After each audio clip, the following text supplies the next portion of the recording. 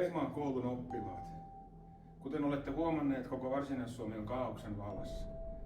Turun tuomiokirkon kellot eivät soi, Naantalissa ei paista aurinko, Mynämäki ei pärjää salibändissä ja Uudenkaupungin kaupunginlahdesta löydettiin eilen 1000 kumiakkaa.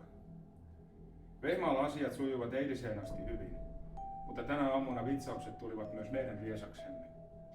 Minä olen nimittäin kadonnut, eikä kukaan johda tällä hetkellä rakasta kuntaamme. Te Vehmaan koululaiset olette viimeinen ja ainoa toivomme. Ratkaiskaa opettajien teille antamat tehtävät ja päätelkää heiltä saamienne vihjeiden perusteella olinpaikkani. Vain teidän taitonne ja kykynne voivat selvittää, missä minä olen ja palauttaa rauhan ja järjestyksen meille kaikille rakkaaseen Vehmaan kuntaan. Onnea ja menestystä!